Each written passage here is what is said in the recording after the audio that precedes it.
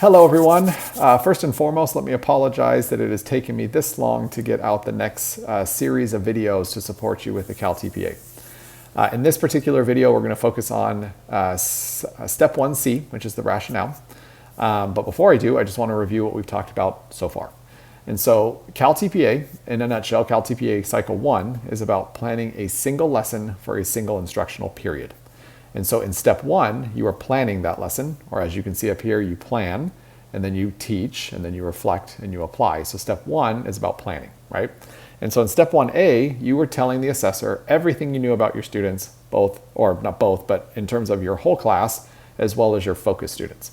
And your focus student 1 is an English learner. Your focus student 2 is a student with special needs and or a gifted student, not and or a gifted student.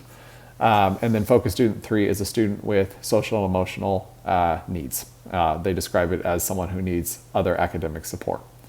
And so essentially you are trying to help the assessor know in step 1A everything you know about those students in the ways that they want you to describe that. And so you can go back and look at that video.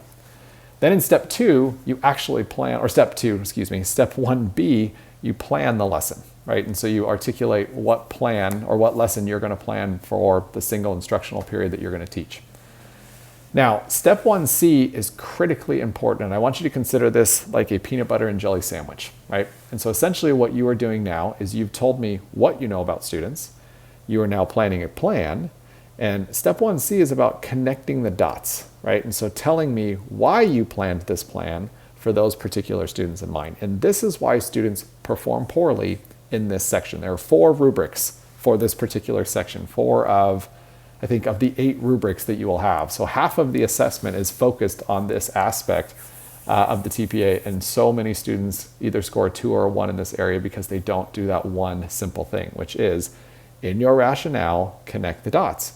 Let me know why you did what you did. And by doing so, that aligns with the rubrics, which we're going to talk about in this video. So just to go through this template, give you some heads up on what they're looking for. Pretty much we've talked about this, but I'll go through the vocabulary again. So you're going to explain how this lesson builds on prior academic knowledge. Now, I believe I have this up, and sorry, I should have had this up even ready for you so I don't have to scroll so much. So if you go again to the first rubric, so again, the first rubrics, as you can see, first 4 rubrics are focused on the planning stage of CalTPA Cycle 1. And the first thing they're going to ask or look for is whether your lesson plan includes manageable and appropriate goals that clearly build on students' prior knowledge. Now, hopefully you did that. Hopefully in the lesson there's evidence of that. And hopefully you've described what prior knowledge they had in step 1 or step 1A. But if you haven't made it explicit yet, step 1C is about doing so, right? And so when you go back to this section, you clearly want to make that connection. If you don't, that's where you're going to come back to this rubric and they're going to say, it was kind of loosely built on prior content knowledge. So you want to make sure you're making things very explicit, right? You want to talk about their assets and learning needs, which also connects here to prior knowledge. Right? And you want to talk about the learning activities, why it was that you planned, the specific activities that you planned, how they tend to build on higher order thinking, how you are purposefully advancing the content area. All of those things will pop up on the rubric right here, right? So, right here. The lesson plan includes learning activities that are appropriately supporting, engaging, and or challenging. This is your time to explain that. This is why I planned this. This is why this lesson activity will be engaging or supporting or challenging, because I already told you about my students. I know that my students over here are X, Y, and Z, and I know that this kind of content will be engaging to them because I've already told you who they are and what is engaging to them and things that they're interested in. So connect those dots. If you do not connect those dots, again, in step 1C, you will not do well in this first part. And most students that, as I serve as an assessor and both a remediator of the CalTPA, that is the biggest challenge that I see in submissions, is that students do not connect the dots. So grouping, right? Again, I've seen this in some of your examples. Well, you know, in COVID, we're not grouping. That's not an answer, right? You need to talk about grouping. You need to talk about, if you decide not to group, why, right? Why you decide to do it in whole class. And you can say, because of the constraints of my district, but I don't know if that's going to be the best rationale. I would say more for the instructional purpose of this particular lesson, whole group fit better, and here's why. So making sure that's clear.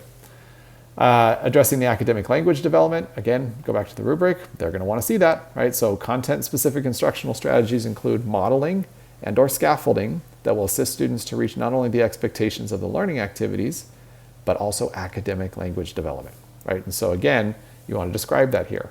This is how I am using instruction to support the academic language development of my students. Assessments, right? Obviously, the resources and material are important, but you connect them back to your students. This is why I'm using this particular manipulative. This is why I'm using this particular material, because of what I know about my students. Same thing with assessments, right? You want to explain how these assessments will do what they're looking for here. That the assessments clearly identify the kinds of evidence you are going to look for to determine that students are meeting the learning goals, and the assessments they will use to make this determination. So you're not only going to tell me I'm going to use this as an assessment, a multiple choice exam, a written essay, an exit ticket, but within that assessment, I am looking for this kind of evidence. I'm looking to see that they did this, or they said this, or they, showed me this kind of evidence. And in this moment, you're going to explain how that, or why you did what you did, why you put that assessment there, because you are looking for this criteria. You felt like this assessment was the best assessment to capture that criteria. You want to explain all of that right now in step 1C. And then specifically make the connections with your focus students. Here is how I specifically, or this is why I specifically did what I did in the lesson and connect it back to your focus students. I did this because of this student. I did this because of this student. And that's where we start to get into the other rubrics, right? And so you plan supports that clearly build on those assets and needs of that student. You have a cogent rationale, right, for why you're doing what you're doing to support their learning.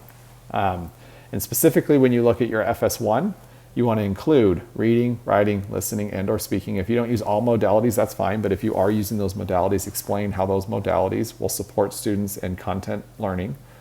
Explain how your plan builds on what they already know and what they bring to the table in terms of funds of knowledge. That rationale has got to be clear. I'm doing this because I've already told you in step 1 about focus student 1. You saw my plan. The reason why I did this in the plan is because, and you explain that in step 1C. And so you do that with all of your focus students. And that's where you will be looking again for the rubric, right? And so special ed and gifted students, they ask essentially the same thing. And so the same with your focus student 3, right? So that these activities are supporting those students in meeting the content goals. So I think that's it for step 1C. As always, come reach out with me in office hours, but I just want to make clear, again, the just clear understanding here. This is the moment where you connect the dots. It's like the peanut butter and jelly sandwich, right? So you got the 2 slices of bread, what you told me about your students and the lesson that you've planned. This is now the peanut butter and jelly that brings them together, right? That the assessor really wants to see. Without those connections, as you can see, you will get a less than ideal score.